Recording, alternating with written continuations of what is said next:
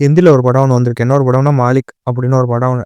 ராஜ்குமார் ஹீரோவா நடிச்சிருக்காப்புல. கண்டிப்பா எப்படி சொல்றது, ஒரு ஒன் டைம் வாட்ச் பண்ணி பார்க்குற மாரி தான் இருக்குங்க. என்ன எடுத்தோனே இப்படி சொல்றானே பார்க்குறீங்களா? ஏன்னா எல்லா எல்லா படத்துலயும் வர மாரி இந்த ஒரு படத்துல இருந்து அந்த கதைய போட்டு வச்சிருக்கானுங்க. கதை என்னன்னா, நம்ம ஹீரோ வந்து ஒரு விவசாய குடும்பத்துல சேர்ந்து ஒரு ஆளாகுவாப்புல. திடீர்னு அவர் சூழ்நிலை காரணமா திடீர்னு ஒரு கொலை ஒண்ணு பண்ணிறாப்புல. கொலை பண்ணதுக்கப்புறம் நம்ம ஹீரோவுக்கு ஒரு பேர் ஒண்ணு வச்சுட்டானுங்க.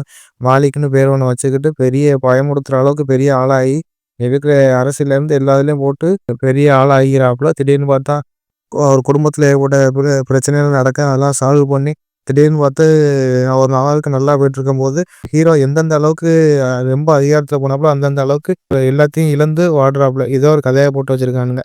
இது என்னடா ஒரு கதையா போட்டு வச்சிருக்கீங்கன்னு பார்த்தீங்கன்னா, எல்லா படத்துலயும் வழக்கப்பட்ட கதையாத்தான் நமக்கே பார்க்கும்போது தெரியும். ஏன்னா எப்படி சொல்றது, ஒரு சீனோட புதுசா இருக்காது.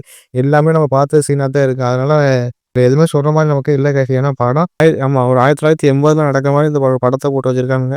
ராஜ்குமார் அவர் நடிப்புல கேங்ஸ்டர் எப்படி இருக்குமோ அப்படியே நடிச்சிருப்பாப்புல. அத பார்க்கும்போது நமக்கே கொஞ்சம் ஹீரோ கொஞ்சம் நல்லா நல்லா நடிச்சிருக்காப்புல. நமக்கே தோணும். ஒரு 1980, 85ல அந்த மாரி ஒரு காலகட்டத்தில நடக்கிற மாரி ஏகப்பட்ட சீன்லாம் அப்படியே போட்டு காமிச்சிருப்பானுங்க. இதுல நம்ம இசை வந்து சச்சின் ஜிகார் அப்படின்னு ஒருத்தர் இசையமைச்சிருக்காப்புல. அதெல்லாம் பார்க்கும்போது நமக்கு ஒரு புதுசா ஒரு எப்படி சொல்றது, சாங்ஸுங்கிறது எல்லாமே நமக்கு பார்க்குறதுக்கு ஓரளவுக்கு ஓகே மாரி தான் இருக்கு. ஆனா சண்டை காட்சிலாம் பார்க்கும்போது நமக்கு எப்படி சொல்றது, ஹீரோவுக்கு எல்லாமே வேற லெவல்ல போறது எல்லாமே அவருக்கு அமைஞ்சிருக்கு. சண்டை காட்சிகள் எல்லாமே பார்க்குறதுக்கு சூப்பராவும் இருக்கு.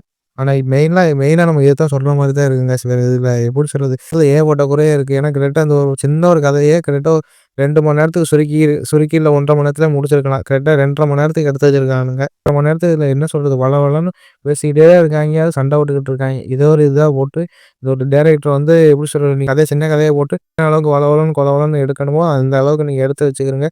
அப்படின்னு சொல்லிட்டு கூட நம்ம புரொடியூசர் சொல்லியிருப்பாப்புல போல. அத பார்த்து நம்ம டைரக்டரு இதாண்டா சாக்கு படத்த கிட்டத்தட்ட 2 1/2 மணி நேரம் நம்ம மக்கள் எல்லாத்தையும் தியேட்டர்ல உட்கார வச்சு, இந்தா பாருங்கடா அப்படின்னு சொல்லிட்டு நம்ம டைரக்டர் போட்டு எடுத்திருக்காப்புல. இதுல ஏகப்பட்ட கேரக்டர் வரும். ஏகப்பட்ட கேரக்டர் பார்க்கும்போது நமக்கு என்ன சொல்றது, ஒவ்வொரு கேரக்டரும் நம்ம பார்க்கும்போது நமக்கு முழுமையாவே காமிச்சிருக்க மாட்டாங்க. எல்லாம் அரை குறையா தான் காமிச்சிருப்பாங்க. ஒரு ஒன் டைம் வாட்ச் பண்ணி பார்க்குற மாரி தான் இருக்குங்க. வேற இந்த படத்துல எதுவும் சொல்றதில்ல. ஆனா முக்கியமா தமிழ்ல கிடையாது, ஹிந்தில இருக்கு. நான் சப்டைட்டிலோட பார்த்தேன். எனக்கு புரிஞ்சது இவ்வளவுதான் புரிஞ்சுச்சு. அதுக்கப்புறம் எனக்கு கதையே ஒண்ணும் புடிபடல. நீங்க ஒரு டைம் வாட்ச் பண்ணி பார்க்குற மாரி தான் இருக்குங்க படம். அது சப்டைட்டிலோட இருக்கு. போய் படத்த பார்க்கணும்னா பாருங்க கைஸ்.